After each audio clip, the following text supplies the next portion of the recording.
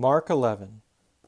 As they approached Jerusalem, at Bethphage and Bethany near the Mount of Olives, he sent two of his disciples and said to them, "Go into the village opposite you, and immediately as you enter it, you will find a colt tied there, on which no one yet has ever sat.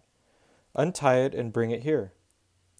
If anyone says to you, 'Why are you doing this?' you say, 'The Lord has need of it,' and immediately he will send it back here." They went away and found a colt tied at the door, outside of the street, and they untied it. Some of the bystanders were saying to them, "What are you doing, untying the colt?" They spoke to them just as Jesus had told them, and they gave them permission. They brought the colt to Jesus and put their coats on it, and he sat on it. And many spread their coats in the road, and others spread leafy branches which they had cut from the fields. Those who went in front of those who followed were shouting, "Hosanna! Blessed is he who comes in the name of the Lord. Blessed is the coming kingdom of our father David. Hosanna in the highest."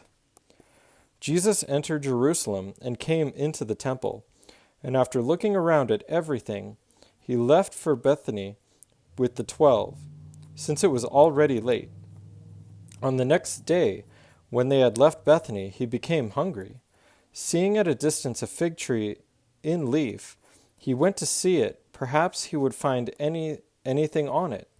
And when it came to it, he found nothing but leaves, for it was not the season for figs. He said to it, "May no one ever eat fruit from you again." And his disciples were listening. Then they came to Jerusalem, and he entered the temple and began to drive out those who were buying and selling in the temple, and overturned the tables of the money changers and the seats of those who were selling doves.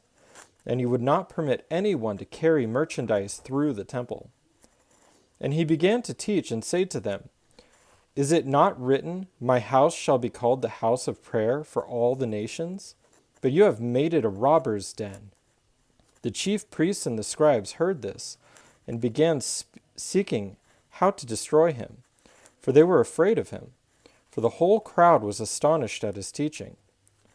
When evening came, they would go out of the city. As they were passing by in the morning, they saw the fig tree withered from the roots up.